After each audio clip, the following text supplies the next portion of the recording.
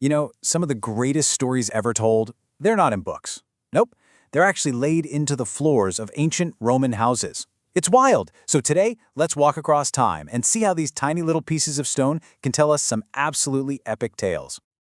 Okay, just look at this face. I mean, really look.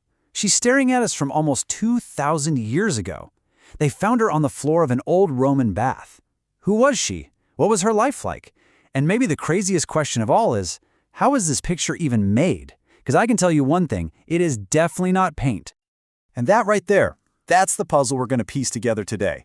This isn't a painting. It's something called a mosaic, and every single one tells a story. So, let's find out. What stories can these tiny stones tell? All right, so before we can start reading these stories, we've got to understand the language, right?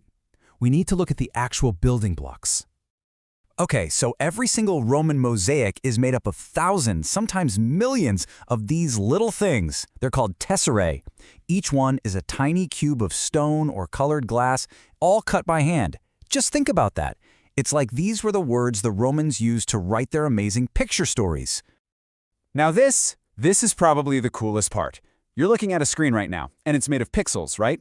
Tiny little blocks of light that make up the picture. Well, guess what? Tesserae were basically the ancient Roman version of pixels. How cool is that? Except they weren't made of light. They were made of actual physical stone, and every single one had to be placed by hand, piece by tiny piece. Okay, so you've got your stone pixels. Now, what kind of stories are you going to tell?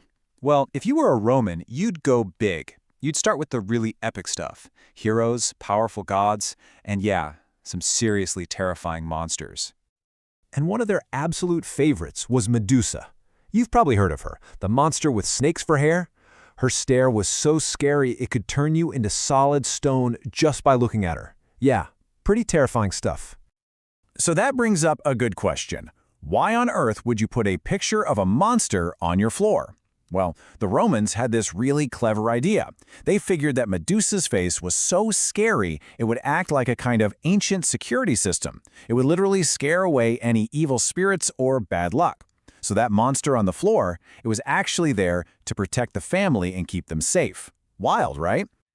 But it wasn't all just myths and monsters. Mosaics also told stories about real life, or, the most exciting, action-packed parts of real life.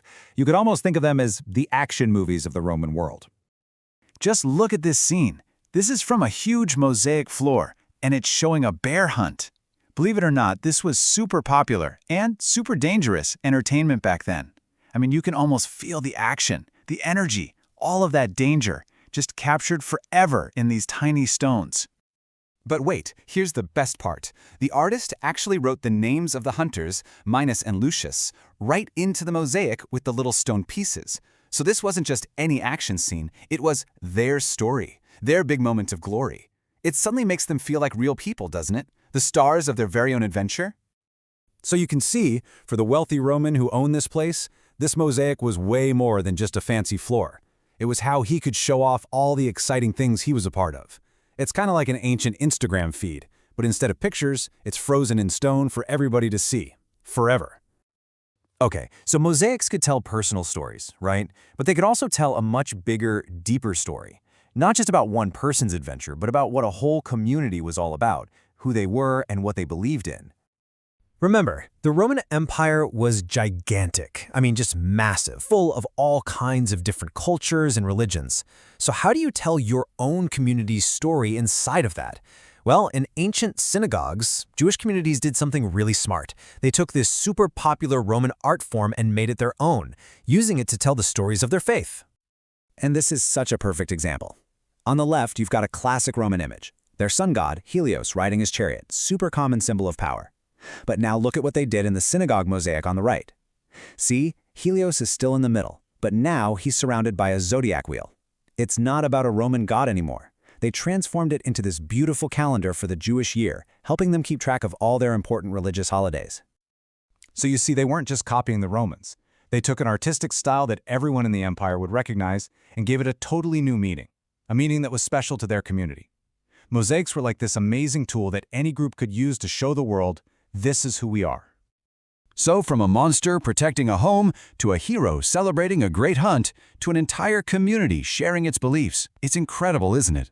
Every single mosaic is a story, just waiting there for someone like us to come along and read it, piece by tiny piece.